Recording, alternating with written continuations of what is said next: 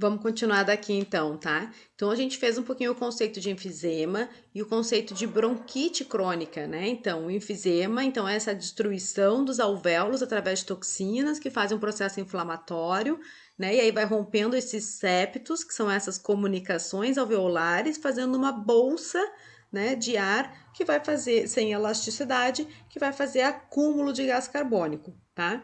E a bronquite crônica, então, é esse espessamento que ocorre do brônquio, né, com esse exudato ali, esse líquido que fica ali extravasando, né? Então tem uma diminuição da luz com um pouco de secreção junto, ou muita, né, dependendo do caso, dificultando a passagem de ar. Então tem uma dificuldade de passagem de ar e quando o ar chega no alvéolo, esse alvéolo não consegue fazer 100% de saturação, porque ele não consegue se encher, né? Ele, como ele tá morrendo e tá ficando gás carbônico, ele já tá preenchido com gás carbônico, ele não consegue eliminar tudo. Esse aí é aquele paciente que quando a gente coloca o oxímetro nele, na pontinha do dedo dele, nunca vai dar 100%. Né? O paciente com DPOC, a saturação dele vai ser sempre abaixo de 95%, que é o padrão, né? Então ela sempre vai ficar abaixo, porque ele não tem como, ele tem resíduo de gás carbônico dentro dos alvéolos. Então ele não vai conseguir nunca chegar numa saturação de 100%. Alguns pacientes vão viver bem, apesar de uma saturação baixa, e outros não, vão precisar de auxílio de oxigênio, vão precisar de uma oferta maior, né, de outros meios, tá? Então, olha aí, ó, um pulmão saudável, tá? E aí é importante que você consiga identificar no raio-x, né? Aqui, ó, tudo que tem ar fica preto no raio-x e tudo que é mais opaco e mais denso fica branco. Por isso que os ossos ficam tão brancos, tá? Então, aqui, ó, a gente consegue identificar o diafragma dele para fazer um raio-x, uma panorâmica. O técnico de radiologia, ele pede pra gente inspirar e prender o ar, né? Quem já fez sabe como é que funciona, porque para o pulmão tá bem distendido, tá? Então, tudo isso aqui é pulmão livre, isso aqui que a gente enxerga é o coração, olha ali um pouquinho mais claro, né? Aqui tá, na verdade, é a coluna que a gente enxerga porque são os ossos, né? Mas a traqueia deve estar bem por cima, tá? E esse daqui é um pulmão com DPOC. Mesmo numa inspiração, ele não consegue inflar tanto. Olha lá, ó, ele não consegue deixar o pulmão tão cheio. E olha aqui os bronquíolos dele, como é que estão, né? Tudo cheio de secreção. Olha ali, ó. Uma dificuldade respiratória nítida quando a gente olha aqui para esse raio-x, tá? Esse daqui, então, é um pulmão saudável e esse do lado é um pulmão com enfisema pulmonar. Então, aquelas toxinas que vão ficando dentro dos alvéolos, né, que vão causando a morte do alvéolo, logo ele vai perdendo oxigenação, vai fazendo esses pontos pretos assim no pulmão, ó. E ele fica nesse estado. As principais causas, então, do DPOC, né? O tabagismo em 80% dos casos, a poluição nas grandes cidades, os trabalhadores que estão sujeitos à exposição ocupacional, comentei com vocês ali no início, né? E a exposição a fogão de lenha, tá? Os sinais e sintomas. Tosse crônica intermitente, aquela pessoa que tá sempre com tosse, né? Ah, que a gente fala, ah, tosse de fumante, não é? Tosse de cachorro, não é?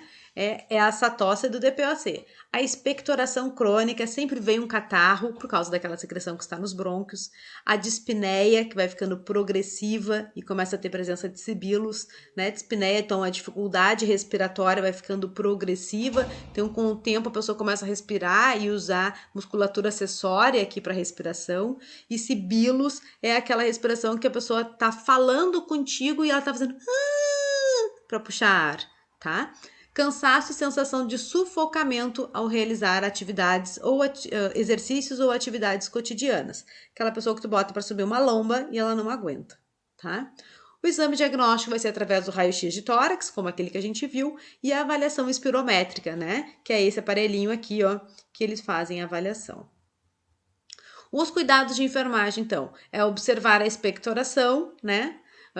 Orientar e incentivar o consumo de água para fluidificar as secreções, né? Muita atenção com o paciente que é renal ou que tem insuficiência cardíaca, né? Eles podem ter restrições hídricas, né? O paciente que tem insuficiência cardíaca, a gente tem que tomar muito cuidado porque ele tem controle de volume, tá? Porque o coração dele, como o coração dele não consegue fazer as contrações adequadas, ele tem uma insuficiência cardíaca, é aquele que o coração faz assim, ó, com muito esforço. Tanto é que esse coração vai ficando grande, que chama cardiomegalia, né? Ele tem que fazer tanta força para contrair tão pouquinho que ele vai ficando grande, né? E aí, se a gente aumenta a quantidade de volume circulatório no corpo, ele tem que contrair mais vezes, com mais pressão para dar conta, e ele não dá. Tá? É aquele paciente que começa a desenvolver edema, vai ficar aquele líquido no interstício acumulado, né? Que fica inchadinho, a gente aperta o dedo, o paciente está inchado, né? É um paciente que ou tem insuficiência renal, o rim não dá conta de eliminar o líquido que está circulando, né? E uma coisa acaba levando a outra, ou ele tem insuficiência cardíaca, o coração não está dando conta e aí os vasos estão meio que botando para fora, né? Para tentar se salvar. A máquina é muito perfeita, né? Verificar os sinais vitais, então, para principalmente a frequência respiratória, e por isso é importante a gente saber os valores de referência e observar as alterações respiratórias, né? Se esse paciente está fazendo algum desses episódios que nos indicam que ele está em sofrimento. Verificar a dispneia com a utilização da musculatura acessória, que eu comentei ele com vocês, né? Quando o paciente respira e ele usa essas fossas que a gente tem aqui perto da clavícula ou entre as costelas e elas são contraídas, a gente enxerga direitinho que cada vez que ele respira, os ossos ficam super nítidos, né? Então ele está usando musculatura acessória. Outra musculatura acessória que eles usam é o batimento de asas do nariz, né? O paciente está com muita dificuldade respiratória, ele respira e o nariz bate para tentar absorver mais ar, né? Atentar à prescrição médica para a recomendação de oxigenoterapia, tá? Então, para a gente instalar oxigênio no paciente, a gente tem que ter prescrição médica, tá? O oxigênio, ele é uma medicação, tá? Mas aí a gente vê que o paciente está em sofrimento, ele precisa de oxigênio. E observar alterações de consciência, confusão mental e sonolência, né? A hipóxia, a baixa de oxigênio, leva à confusão mental e sonolência, porque falta de oxigênio no cérebro, né, vai nos levar aos desmaios, né, enfim, até promover uma parada respiratória. Doença pulmonar, então, gente, obstrutiva crônica é isso, tá? Eu espero que vocês aproveitem o material. Um abraço.